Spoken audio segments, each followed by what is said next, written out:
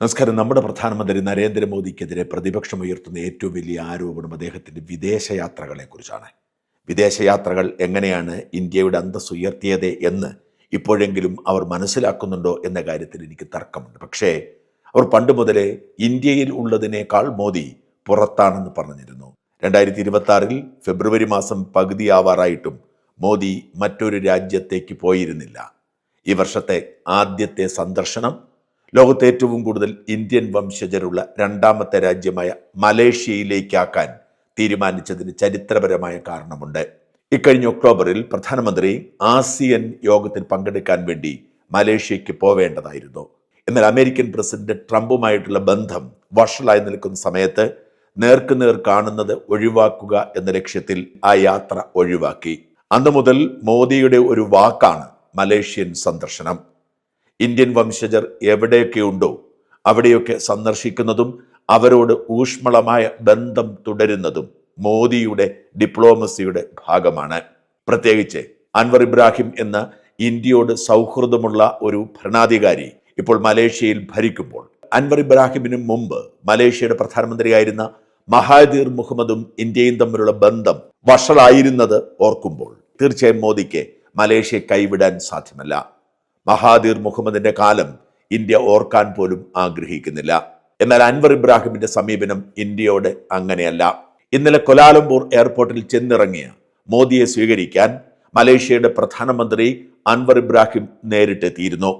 അത് പതിവില്ലാത്ത രീതിയാണെന്ന് ഓർക്കണം. സാധാരണഗതിക്ക് ഒരു ഭരണാധികാരി എത്തുമ്പോൾ ആ രാജ്യത്തിന്റെ പ്രോട്ടോകോൾ അനുസരിച്ച് പ്രധാനപ്പെട്ട ഉത്തരവാദിത്തപ്പെട്ടവർ പോയി സ്വീകരിക്കാറുണ്ടെങ്കിലും ആ രാജ്യത്തെ പ്രധാനമന്ത്രി അല്ലെങ്കിൽ ഏറ്റവും ഉയർന്ന പദവിയിൽ ഉള്ളവർ തന്നെ പോയി സ്വീകരിക്കുന്ന രീതി വളരെ ഊഷ്മളമായ ബന്ധമുള്ള രാജ്യങ്ങൾക്കിടയിൽ മാത്രമുള്ളതാണ്.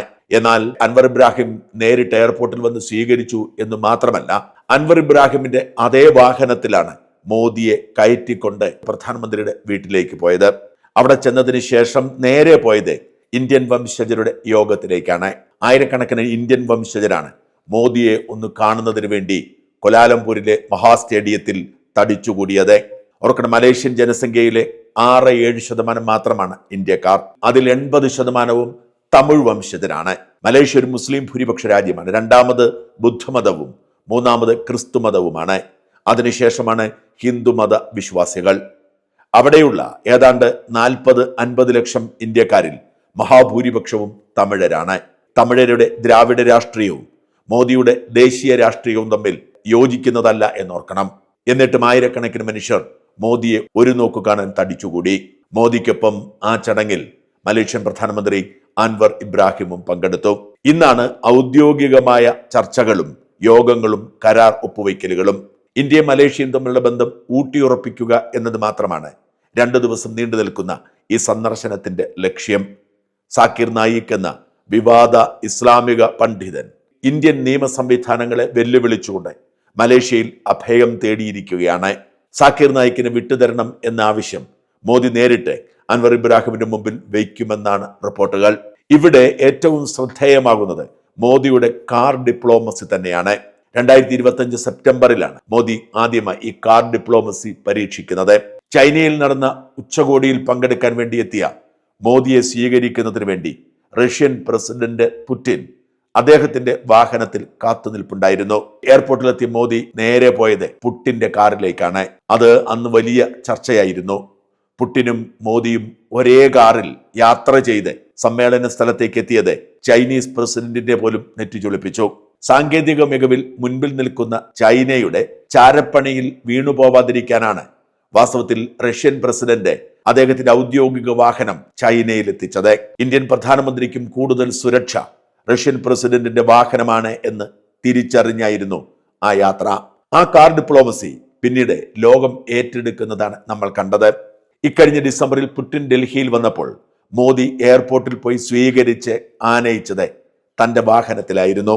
ബ്രിട്ടീഷ് പ്രധാനമന്ത്രി കീർ സ്റ്റാർമറും ജർമ്മൻ ചാൻസലർ ഫ്രെഡറിക് മാർസലും ഡൽഹിയിലെത്തിയപ്പോഴും മോദി അവരെ എയർപോർട്ടിൽ പോയി സ്വീകരിച്ച് തന്റെ വാഹനത്തിൽ തന്നെ തന്റെ വസതിയിലേക്ക് കൊണ്ടുവന്നത് ഈ കാർ ഡിപ്ലോമസി ഊട്ടിയുറപ്പിക്കാനായിരുന്നു.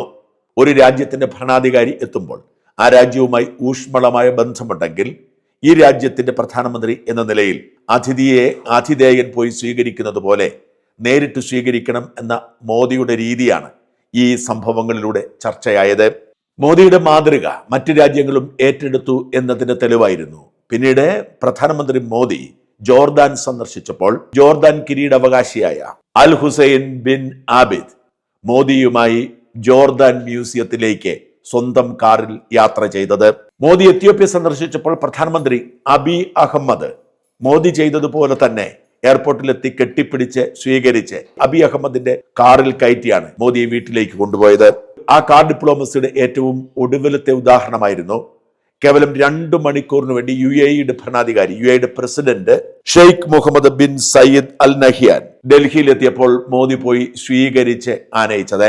അതായത് ഒരു രാജ്യത്തിന്റെ ഭരണാധികാരി, പ്രധാനമന്ത്രി ആവട്ടെ പ്രസിഡന്റ് ആവട്ടെ, ആരാണോ ആ രാജ്യത്തെ നിയന്ത്രിക്കുന്നത്, അവരെത്തുമ്പോൾ പ്രോട്ടോകോൾ അനുസരിച്ച് സ്വീകരിച്ചാൽ പോരാ. അതിഥിയെ ആതിഥേയൻ സ്വീകരിക്കുന്നത് പോലെ എയർപോർട്ടിൽ ചെന്ന് ക്ഷണിച്ചുകൊണ്ട് വരണം, സ്വന്തം കാറിൽ കയറ്റി കുശലം പറയണം എന്ന മോദിയുടെ ട്രെൻഡ് ഇന്ന് ലോകം ഏറ്റെടുക്കുകയാണ്. ഇങ്ങനെയാണ് രാജ്യങ്ങൾ തമ്മിൽ ഊഷ്മളമായ ബന്ധം വളരുന്നത് എന്ന് എല്ലാവരും തിരിച്ചറിഞ്ഞ സാഹചര്യം രൂപപ്പെട്ടിരിക്കുന്നു. മോദിയുടെ കാർ ഡിപ്ലോമസി തന്നെയാണ് ഇന്ന് അന്താരാഷ്ട്ര ഡിപ്ലോമാറ്റിക് സർക്കിളുകളിലെ പ്രധാനപ്പെട്ട ചർച്ചാ വിഷയം.